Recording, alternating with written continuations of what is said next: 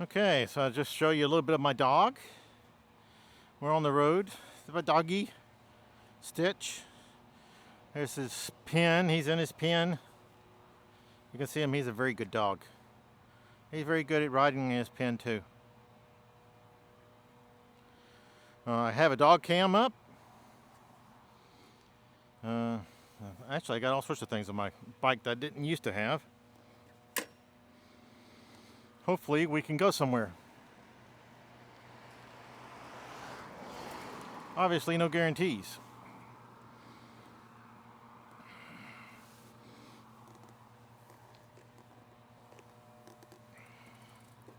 First time trying doggy cam, so I don't even know if it'll work.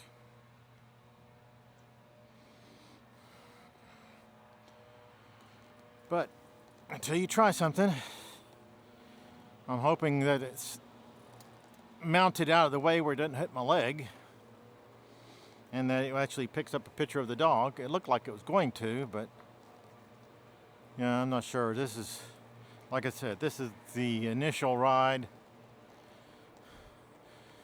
with the pet cam, so no idea what's going to happen. But I'm going to treat it like this is going to work, and then if it doesn't, you'll never see any of this. So we're in the winter now. Well, not quite in the winter. We're a few days before winter, but we've had winter weather, several days below freezing. Today is not one of those days. I ride every day, whether it's freezing or not. I just pick different times of the day to head out. On days when I wake up and it's 20 degrees, I don't ride the first thing in the morning. I wait until 1 or 2 when it gets up to upper 30s or lower 40s.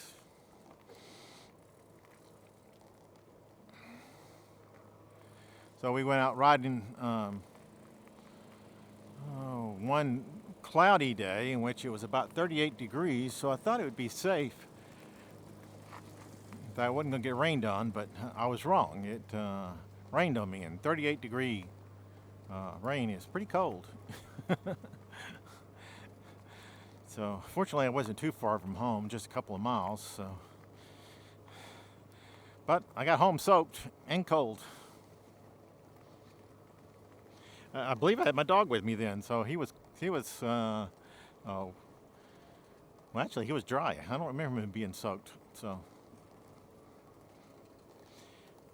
maybe he gets protected a little bit in his little pet trailer.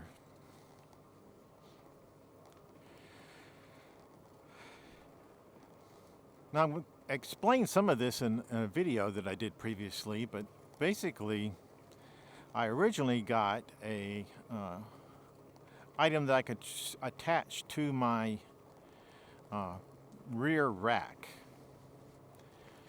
And I looked at it and I said, well, I'm not going to be able to put a puppy in here. I mean, my dog's only about maybe 4 months old now. So I was thinking, I don't really want to put a puppy in this thing. He probably would fall out or lean against it, not knowing that he shouldn't try to do that. And somebody in one of my videos that I had put out back then was saying I should look into getting a pet trailer. And so I did. I looked into getting a pet trailer, and I, in fact, got a pet trailer. Now, at the time I got the pet trailer, the dog, I didn't even have the dog. That was way back in July. I'm not even sure if he was even born.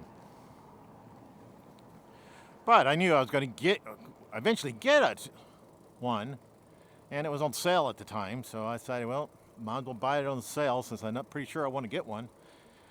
And so I got the pet trailer. I was able to put it together, which was fairly remarkable in itself. Hopefully I'll show you all a little bit about that process. I didn't record much of the process, but I did record what all the pieces were before I started trying to assemble it. In theory, I mean, for a normal person, this would not have been that hard of a process, because all I'd had to do is put it on the wheels and figure out how to attach it to the bike. And putting it on the wheels was actually pretty easy. The problem I had was trying to figure out how to attach it to a bike. I was afraid I would not be able to figure that out. Eventually, I did get it attached to a bike. However, it was so hard to get on. I used like all my muscles in my fingers to squeeze things into place that I hadn't even tried to take it back back off. So this trailer's been on my bike now for like 3 months. One of the reasons I haven't been doing any videos.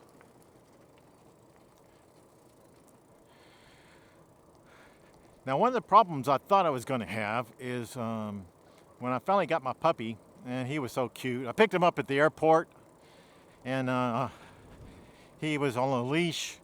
And so when I picked him up and started walking around, he just followed me. And I was thinking, wow, that's 10 weeks old, I believe he was at the time. Dog is pretty good at following you around on a leash. You know, and I just got him. And as we started to leave the airport, the little airport doors swung open. Oh yeah, he wasn't following me from that point on. He was like, let me out of here. And he took off wanting to head back to the safety of area where the doors weren't opening. So I had to reach down and pick him up, try to calm him down as we walked through the very loud noise of the outside of the airport. When I got him into my car, I had purchased a seat for him that I had already set up. And I put him in the seat and told him to stay. Now, I assume he wouldn't know what the word stay meant. But I told him to stay anyway. I said it sternly. Surely that would do something. So anyway, I got into the driver's seat and looked around to see if he was staying, and he was looking over the edge. And I go, oh, don't be looking over the edge. I said, get back there, stay. We're going to be riding. And he sat back down, and he sat there in his seat, and we drove for an hour and a half, and he never moved. Just stayed seated the whole time. I don't know if he was scared to death or is he just a good riding dog that likes riding in the car? I didn't know what. I was kind of shocked that he stayed there. I figured I'd have trouble with him trying to climb out all the time, but I did not. Whenever I took him walking, he stayed on the leash just a little bit behind me on my right side and just would walk along with me. Wouldn't be sniffing the ground, wouldn't be trying to get away. I found that unusual because that's usually something I have to spend a lot of time, training a dog to do. But for some reason or another, he just showed up with the ability to do that already. It was very surprising to me. But, the dog's done a few surprising things so far. He walked on a leash properly. He sat in a car and traveled properly. Hey there. So he was being a fairly amazing dog to start with. So after I had him 3 or 4 days, I was excited because I wanted to get him to go on a ride with me. But of course I didn't know if he could actually go on a ride with me. So I had planned on like a 2-minute ride, just one where he could get in there and then I would ride out just around the very front of my house and then back in, and we would park and then I'd take him out. And so that's what we did. We took him for a very short ride, about 2 minutes, if that long. Then I took him out and he sat there the whole time. He didn't try to tear apart the trailer or anything, just like he's probably sitting back there now if he's on camera. He just takes things as they are, doesn't try to he likes looking around, but he usually doesn't try to get away or anything or tries to scrape anything, tries to escape out of the thing. He doesn't try that even from the very beginning. So the second day I decided we would once again go out for a ride, but now I could expand it a little bit since the first ride went so well. that I should try maybe go out for about 10 minutes. So, take a couple of blocks away and then come back. And that's what we did. We went out for a couple of blocks and we came back. He sat there and didn't scrape or anything. So I was like, woohoo, good dog. So then came the third day. And we went out to the garage. And as soon as I headed out to the garage, he ran over to the pet trailer and tried to climb in. And I was thinking, he's only like 10 weeks old. So he's not that big. But he did try. He was trying to pull himself up on there, but he couldn't get in. And I helped him in. And we went for maybe a 20-minute ride that time. I had stopped a couple of times to check on him. And whenever I stop to look to make sure the tires aren't flat, to make sure that that it was still connected to my bike and there wasn't any issues, he would start barking. He's like saying, "Hurry up, get going, mush." And I'm going, okay, I'll try to get along. And I had parked one time. I stopped at a church parking lot, and me and the dog had a conversation, and I thought the parking lot was empty. But when I looked around, there were two females standing over up against the wall of the church laughing at me because me and the dog having a conversation, the dog telling me to hurry up. And he's saying, "I'm going to hurry up. I'm going as fast as I can." I said, "Just have a little patience." So he doesn't like stopping. If I stop, he usually barks at me. He wants to keep going. He usually barks early on into the ride, like in the first minute or so. And I used to stop thinking, "Oh, what's going on?" And I stop and I look at him and everything looks fine. But I've decided to take that as his everything's good bark. So if I hear the bark, I figure that he's doing, yep, everything's working well. This is going to be a great ride. I don't know what he's saying. I don't know why he barks. He only barks that one time. And it's usually like 30 seconds or so into the ride. So I don't know. I don't know what he's doing. So far, when dogs come running up barking at us, he just sits there and looks at them. Like he's the king and they are his subjects coming to worship him. He just sits up straight in his thing. He doesn't even stand up. He just sits there. And then the dogs run off and he just continues to sit there, probably thankful that his servants have come out and say hello.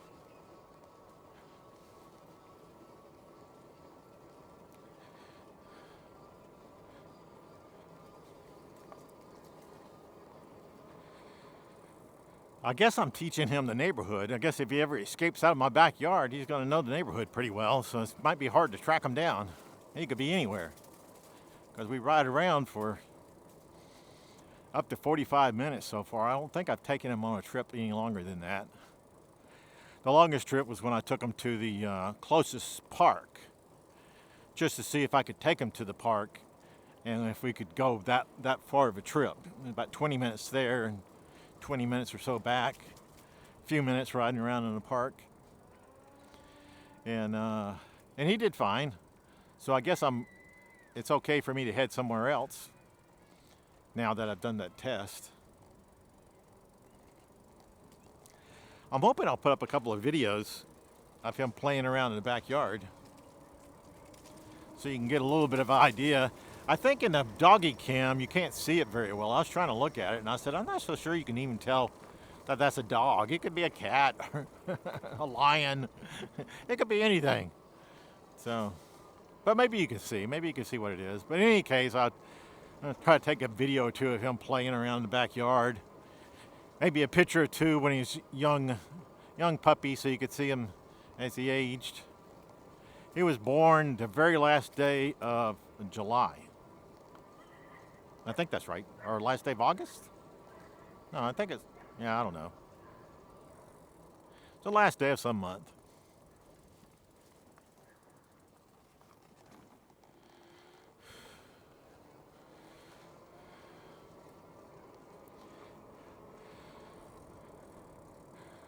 One of the things that the dog has learned to do from day one. I got him a playpen and I put him in his playpen. And in the playpen, I have an area in which it's set aside for him to use the bathroom. Well, from day one, he would poop in that area that's set aside for him. However, he refused to tinkle in that area. He would have to go pee somewhere else, which could be anywhere in the house. So since I wasn't spending time trying to train him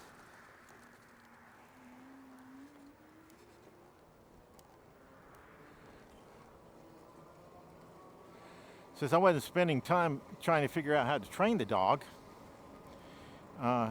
he did not know or have any places that I preferred for him to use the bathroom. So he continued to use the bathroom, poop in the one spot designated for pooping, and tinkle whenever he felt like it. After a few weeks, he decided the kitchen was the place he wanted to poop in. I mean, not poop in, that he would tinkle in. And so now he pretty much always tinkles in the kitchen and poops in his playpen in the pooping spot. Apparently, you can't mix the two areas, which I was hoping that he would mix the two areas, but he doesn't seem to like doing that. He likes his tinkling in one area of the house and his pooping in an entirely different area of the house. Over the last week, I guess, I've been taking him out in the mornings, and he's been tinkling out there in the mornings in the yard. He won't poop out in the yard. He's decided his pooping spot is not in the yard, that it's in the playpen area designated for it, that the outdoors is not a place you would actually use the bathroom. That's just gross. So I'm hoping eventually I'll take the time to train him, but right now I haven't taken the time to train him. So he does what he wants to, and he thinks he does a good job. He's very proud of his tinkling in the kitchen. And I kind of like the fact that he's picked the kitchen because the floor is waterproof, so that's kind of handy. And I just mop it up, paper towel it, mop it up, and wait until he does it again. So it's not too hard on me.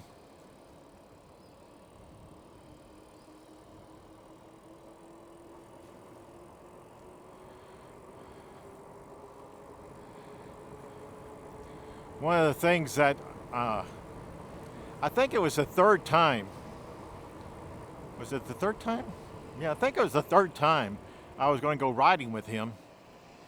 We were headed out to the garage. It was only a couple of days after our second ride. That was about 10 minutes.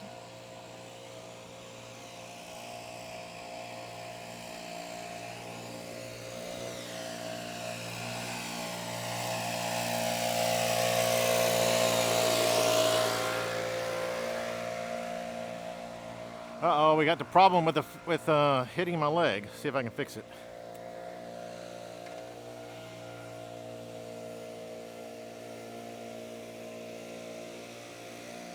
I guess I need to fix that.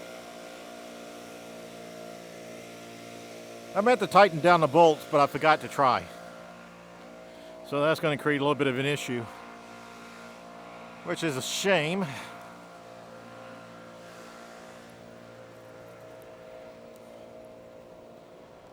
I'll probably have something I could tighten it down with.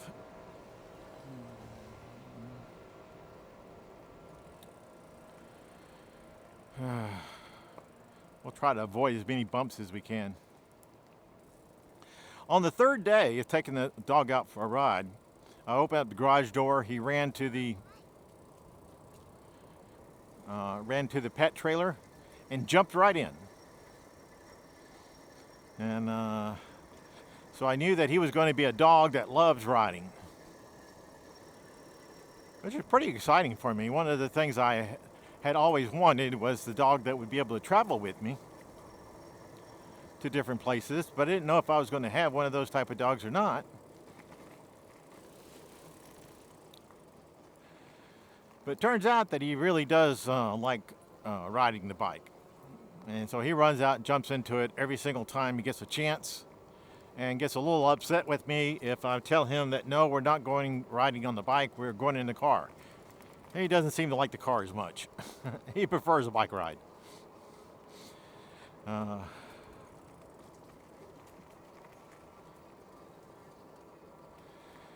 So one of the things that I find interesting, I think I can pretty much assume this dog is pretty intelligent.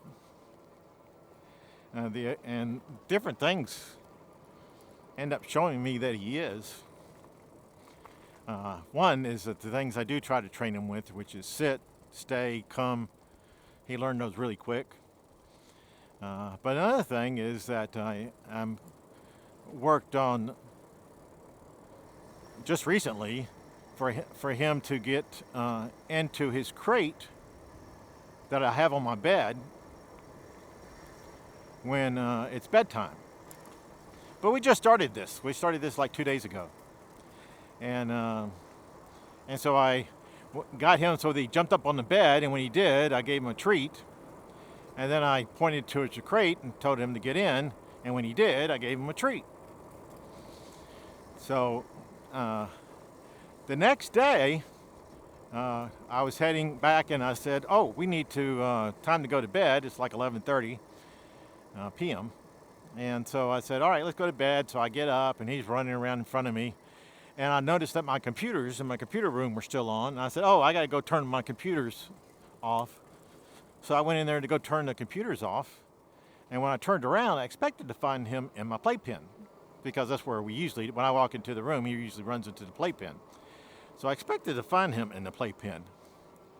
However, when I turned around, he wasn't in the playpen. And my first thought was, uh-oh, he's probably somewhere creating trouble. I don't know where he's at, but he's probably somewhere in the house creating trouble. Because I was spending, 4 or 5 minutes getting my computers turned off, that he decided he was going to create trouble. So I looked down the hallway towards the kitchen. I didn't see him. I looked down the hallway towards the bedroom. I didn't see him. And I was like, man, I wonder where he went. So I said, should I try the kitchen first or bedroom first? And I go, let me shoot for the bedroom. So I start heading down towards the bedroom. And I noticed that the dog crate was moving. I go, what? I said, did he actually go down the hallway, jump on my bed, climb into the dog crate? So I went there. Sure enough, not only that, but he shut the door. Shut the door behind him, locking himself in there. And I'm thinking, wow. Didn't expect you to learn that quick. So basically just one day of training, and the next day he was doing it. So very surprising for me. I didn't expect it at all. Oh, that's probably too big of a bump. Let's reset this. I mean, there's bumps everywhere. It's hard to miss bumps.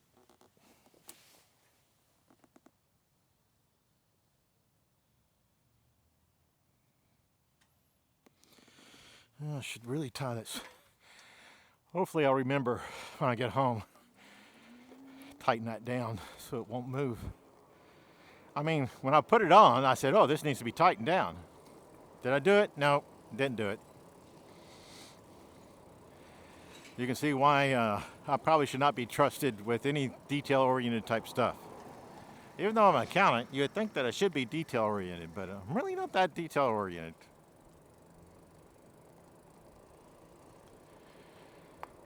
Yeah, I'm more of the supervisor of the accounting department, not the person that actually does the detail stuff.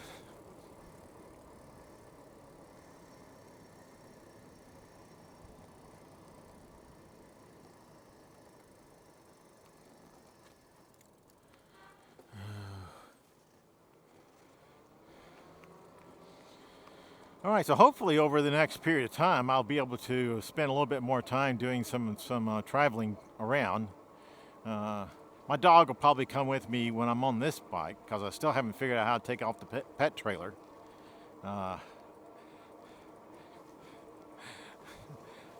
It's on there really good. So I'm pretty much like this bike here is pretty much designated as the pulling the dog bike. Now I do have the electric 3.0 folding e-bike, which I had bought for somebody else to use, except for the fact that they cannot use it in its current form. So one of the things that I'm going to have to do, in fact, I already purchased some training wheels that I can put on there, but I haven't spent the time trying to figure out how to install training wheels. You know, with my skills of putting things on a bike, I'm a bit scared to try. I figured I might end up messing up the bike. But we'll see. Maybe I'll do it.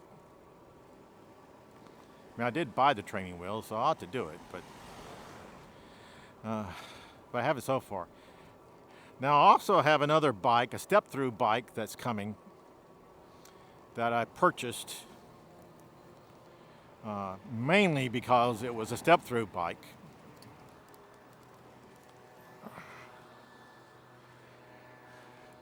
I wanted a step-through bike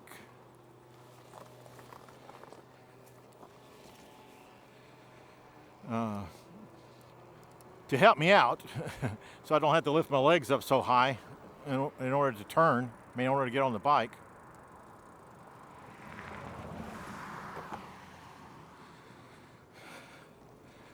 So I hope that it'll arrive. However, this time I am not going to assemble it. I have talked with my local bike shop, and they have agreed to put it together for me so I don't have to do it. Mainly because when I put together this bike, I kept having issues for the next 3 weeks, as every time I went on a bike ride, I found a new problem that I didn't do a very good job putting it together with. So I decided I needed a professional to put it together, and maybe that will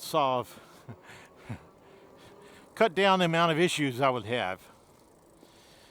So that bike's supposed to arrive around the 20th. So, but I'm gonna have to take it to the shop to put together. So it'll probably be next year before I get to actually ride the bike. I'm not sure how quick he will be able to put everything together with it.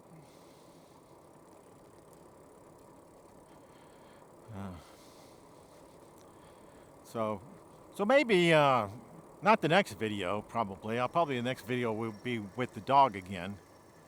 And maybe we'll get caught up on some of the biking things. Oh, speaking of getting caught up on biking things,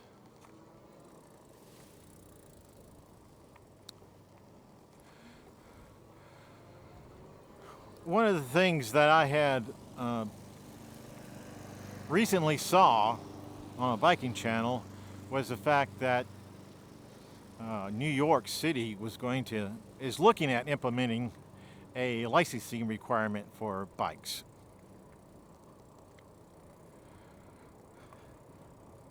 For the e-bikes. And I'm not sure they're actually going to do it. There's a lot of controversial, after I read a lot of details about it, there's a lot of people that object to it and some people that want it to happen. The main excuse for registering them is that when they do something bad, like run over a pedestrian, that they would have a license number that they could track back to somebody. Right now they don't have that, and I'm thinking, gosh, how many people are getting run over in New York City? I mean, I hadn't run over anybody. But apparently in New York City, if you run over somebody, you just keep on going. You just knock them down and kick them while they're down and keep on driving along. So now I've seen some people, not necessarily in New York, but just bike riders in general, that's riding down the middle of the highway, which is illegal and probably looks, well, actually it's not illegal everywhere. Actually it is legal in some spots. But most places that's illegal. So you have 2-lane traffic, and then the bike will ride in between the 2 lanes of traffic. I don't think I'd trust myself to do that, even if it was legal in my area. But that might be a reason New York wants to do it, is to try to catch those people and give them a reckless driving ticket or something. But I don't think they're going to, if they do pass the law, I don't think it's going to be anytime soon. And I can't see it being passed on to, like, my state and many other states. one of the things I looked at was New York City has a law that states you can't ride on the sidewalk unless a local area allows you to ride on the sidewalk. So I said, oh, how many places have that law? Well, it turns out that's not a common law. Almost everybody has it the opposite way, where the state says you can ride on the sidewalk unless the local ordinance forbids it. So in those cases, people mostly are choosing, wow, a lot of traffic. Most people are choosing not to ride on the sidewalk in all cases. I like riding on the sidewalk. I ride on the sidewalk almost every single time I go downtown. But I'm only traveling about 7 miles per hour. I'm not traveling on the sidewalk at 40 miles per hour. That would be crazy in my opinion. All right, this would be a good time to say like and subscribe, and I'll see everybody next time. All right, goodbye.